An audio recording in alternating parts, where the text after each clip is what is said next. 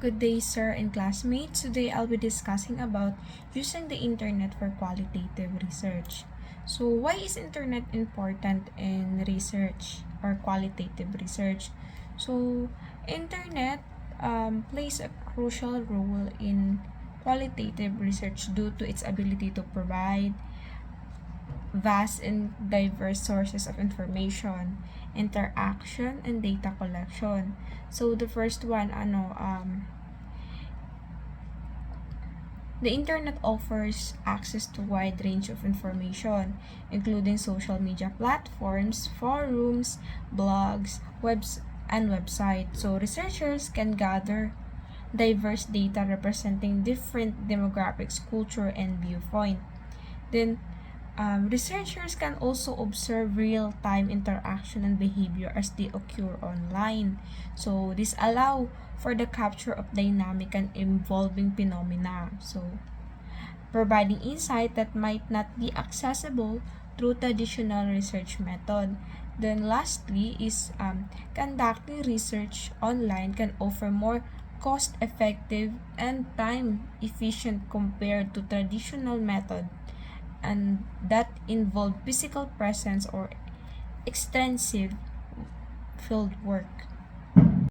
So these are the outline of issues associated with using internet for qualitative interviews. So the first is the pros and cons of online interview. So as with any method of research, online interviews have their advantages, so such as low cost and wide demographic coverage. So it means that convenience or online interview save time and money for both interviewer and interviewee. So there's no need to travel, so reducing commuting and related costs. Then accessibility. So they enable participation with anywhere globally, breaking down geographical barriers and allowing companies to access a wider talent pool. For its disadvantage, so such as a narrow bandwidth of communication. So it means that it reduces nonverbal cues. So a narrow bandwidth limits the transition and reception of nonverbal cues such as body language, facial expression, gesture. So these cues are essential in understanding the person's demeanor, confidence, and other subtleties that might not be conveyed through words alone. Establishing online rapport and trust. So the lack of visual and oral cues in the text-based online environment raises the question of how the interviewer can build rapport and trust. So it means that establishing a connection or rapport is more challenging when visual and non-verbal communication is restricted. So interviewee might find it hard to gauge in interviewers' reaction or engagement, impacting their ability to build personal connection. So next one is choosing between synchronous and asynchronous interview. So synchronicity of communication is the key difference between these two modes. So it has a number of important implications for online interview. The next is yung recruiting respondents. So this typically takes place online through posting advertisement to online group but could occur offline. Lastly is yung ethical issues in online interviewing. So there are certain issues that are specific to online research and guidelines are available for conducting research online. So the origin of the internet can be traced back to 1969. So the concept of the internet began with the US Department of Defense Advanced Research Project Agency. So it explores the way to connect computers for sharing information. So ARPANET, the first network to use packet switching and host-to-host communication, was developed. So originally, the internet was funded by the government and it is used restricted to research, education, and government. So these are the internet-mediated communication. So first is yung email. So allows the greater control over whether and when to respond without the pressure of conversing in real time. Next is yung chat, means giving up some of that control in order to enjoy real-time interaction. Next is yung telephone, provide greater trust and intimacy and physicality at the expense of further loss of control. Then yung last is yung face-to-face. Contact entails loss of all control for the benefit of physical and emotional closeness. So, ano nga ba yung difference ng email and chat? So, yung email is asynchronous communication. So, email is asynchronous form of communication. So, yung message can be pwede mong isend or pwedeng ma-receive siya at different times. So, there is no need for immediate response or real-time conversation. Yung chat naman is real-time communication.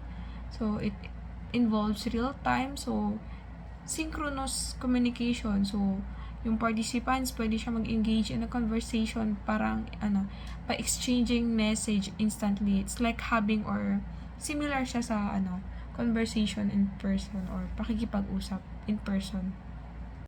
Online identity and self-presentation. So, online identities are carefully created for the purpose of participating in online communities. And as Whitney and Gavin have argued, online self-presentation is determined by the intent of individual user and not by the method of communication. So, naging major criticism to sa online research kasi yung participants they don't really present themselves truly. So ito yung pag-project ng isang tao sa online, presenting himself in multiple personality. For this reason na they present themselves over internet as different persona. They don't intend to deceive, but they just want to modify their self-presentation according to the circumstances in which they are interacting. So, interviews in social research. So, the nature of interview determines the type of data that are gathered. So, with quantitative researchers aims for valid, reliable data that are generable, and qualitative researchers seek data that rich and in-depth in order to uncover social meanings. So in simple terms, it means that wanting information that is accurate and dependable. So imagine mo you're collecting facts or details that are true and can be trusted. Then the researchers who prepare numbers and statistics, so ito yung quantitative researchers, they want information that can apply to a larger group. So it means that they want to draw conclusion that that aren't just about specific individual or situation they studied, but can be true for a broader population.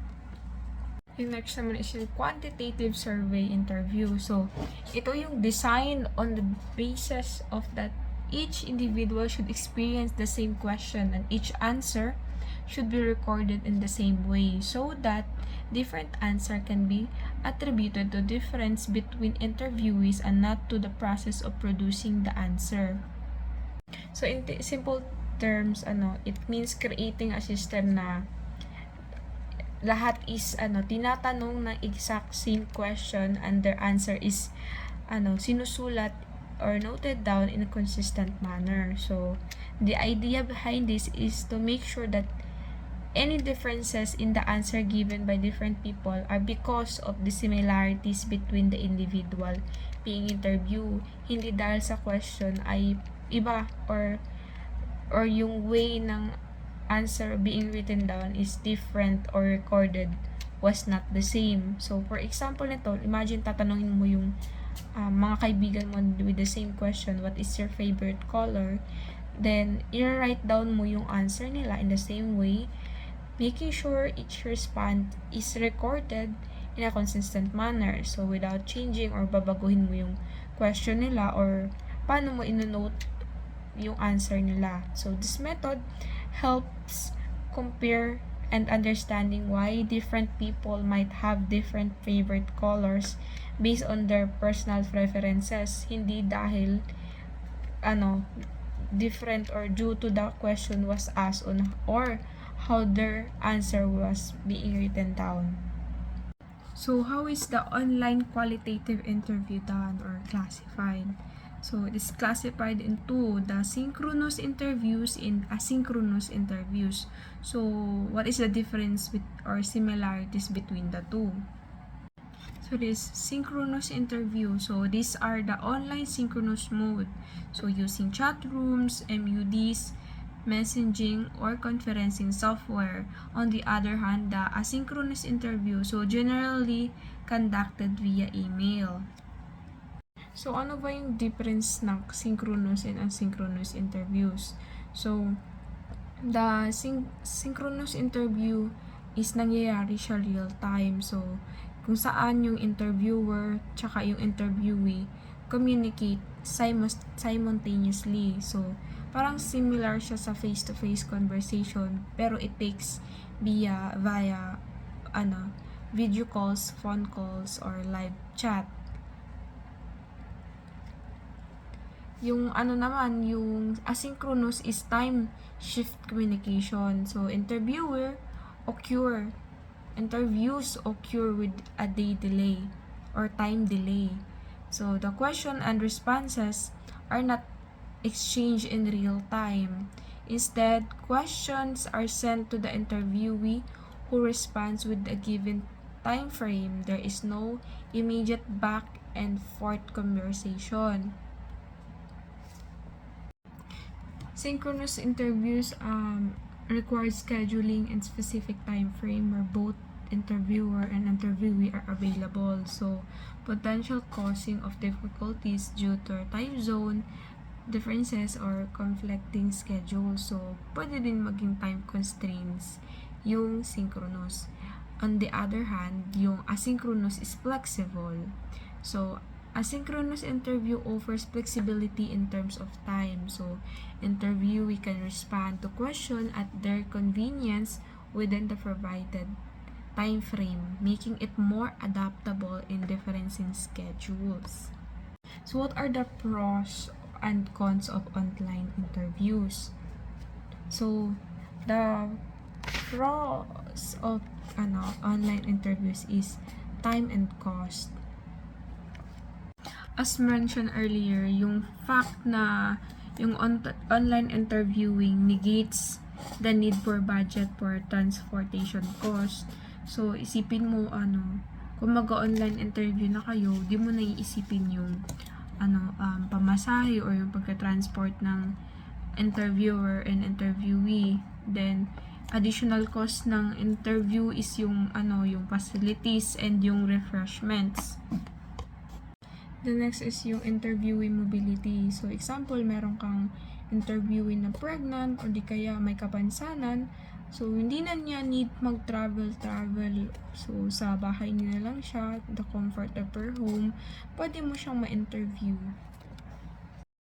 The next is yung openness. So, during online interviews, interviewees feel more open about their thoughts on certain things. So, just that, like that, internet can kasi the internet can keep their identities hidden. So, in qualitative interviews about health issues, some individual na mas prefer nila gamitin yung online platform because it keep their identities private. So, for instance, when people join discussion group about health topics online, they would like to stay anonymous. So, meaning, others couldn't easily figure out kung sino sila. So, this anonymity made them feel more comfortable or at ease while discussing sensitive health-related matters.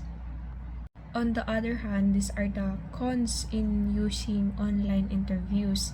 The first is yung narrow bandwidth of internet connection. So it means na when we communicate in person, face to face, we receive a lot of information, not just the word being spoken, but also things like facial expression, tone of voice, nonverbal cues, and these extra cues help us understand the message better. However, when we communicate online through text, emails, or chat, we miss out these extra signals. So, online communication mainly relies on the words written or typed without this additional visual and auditory clues. So, we might not fully understand the emotion or intention behind the words because we can't see or hear the person. So this happens during synchronous interview. So the participants must have strong keyboard skills. But even without pressure of typing in real time. So interviewees report that writing email is more demanding than face-to-face mode. Also, problem related using text-based communication like texting or writing message. So, become worse for people who are not very good at reading and writing. So, it is also suggest that using this type of communication for interviews is only suitable for people who are good at reading and writing. If someone isn't very skilled at reading and writing, so this method of communication might not work well for them. Online rapport and trust. So an effect has been described whereby online communication is found to foster the presumption that the other conforms to the social norm. So what does it mean? So it is when people communicate online, so there's a tendency to assume that the person they're talking to follow the same social role or act more other people. So it's like assuming that because someone is part of online group or community, they probably act, think, or behave in ways that's similar to what's considered normal or typical within the specific online group. So this assumption is based on the idea that most people in a particular online setting might share similar behavior or belief. So using the internet, disabled people have reported that the internet enables them to interact free from discrimination that they face when others are aware of their disabilities. Also, familiar environments such as home or workplace may encourage interviewees to feel more relaxed. So, the use of online interview means that interviewer and interviewee can both benefit from reassurance of familiar. So, sa synchronous online interview, so, ito yung interviews, kailangan yung, interviewer tsaka yung person na i-interview is dapat nag-agree sila on a specific time and place to talk online. So, for instance, they might decide to meet in a particular chat room at the arranged time to recognize each other in the chat room. So, they might share screen names or username. So, use a word and expression. So, although yung online follow-up, it takes longer to complete, pero it generate almost kakaunting words compare sa na-generate through face-to-face interview. So, there are more variation in both length and number of words generated in the face-to-face interview, whereas online medium had homogenizing effect on this factor. The next is yung constraints on interviewee and interviewer expression. So, during the conduct of interview online in real time or synchronous interview, ito yung mga bagay na napapansin. So, yung interviewer. So, in interviewer, some people who conduct this interview feel that they say what they say might seems too ordinary or common, or their question might feel too straightforward or direct. Sa interviewees, people being interviewed in a chat format have mentioned that having conversation through chat limits the discussion. So this is because it takes a lot of time to really get into detail or deeper explanation about things. So the nature of chatting where responses are often quicker, shorter, and doesn't allow in-depth discussion. So they felt na nirarush sila ng interview. Yung last one is yung interruption. So the interviewer needs to be aware that this pause makes synchronous online communication suited for multitasking. So an interviewee might be composing emails or chatting other people at the same time.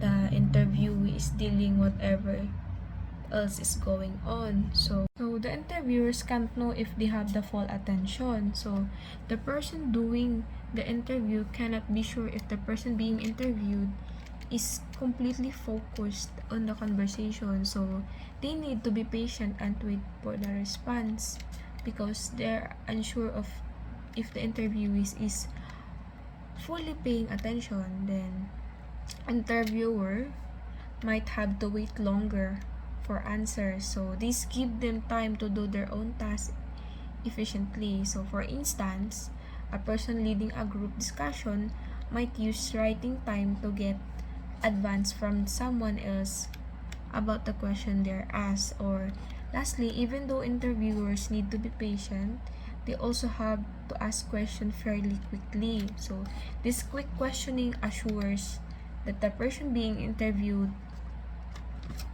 they have their full attention of the interviewer. So it balances between patient and asking question promptly to keep the interviewer or the interview on track. So how was the interview recruitment conducted? So administrator or group moderator should be sought to recruit potential interviewees by placing advertisement on websites such as pop-ups and banners, or posting them to online group, or by entering chat rooms that they are likely to frequent. So pwedeng post online like sa Facebook, mag-announce kung sino yung pwedeng maging participants. Or di kaya di can approach individual directly and ask whether kung willing ba silang mag-participate sa research. Pwede nilang i-adapt yung screen name that clarifies their identity and aim engaging interesting study. So provided na may email address are available, so potential interviewee can be approached this way. So email should be seemed organized from credible organizations such as universities. The last part of this discussion is the ethical issues in online qualitative research. So the first one is consent. So one of the key elements of informed consent is that participation in research is entirely voluntary and interviewees should feel free to withdraw at any time. So if ever the participant felt they're under pressure to complete the face-to-face interview, the online environment may provide interviewees a genuine choice kung gusto pa nilang ituloy yung process. The next is yung interviewee authenticity. So the lack of visual and oral cues also raise the issue about the identity of the interviewee. So in simple terms, for the most part, so when someone agrees to do an interview, we usually believe na sila ay honest tungkol sa sarili nila. Pero there might be a problem related to what is right and wrong when it comes to ethical behavior. So this could happen if there's a chance na a younger or yung 18 years old below might be involved in the study. They were exposed on things that meant for adults. So this create a difficult situation for a moral problem kasi it might not be suitable or ethical to involve minors in such situation. So, dapat lagi nating tandaan na importante na mag-provide tayo ng information sheet and consent form sa ating mga interviewees. Pwede natin siya isend through email Or kung hindi naman is pwede naman siya magbigay ng hard copy for signature in other means. So that's it for my presentation about using internet for qualitative research. So thank you for listening. Have a good day, everyone. God bless.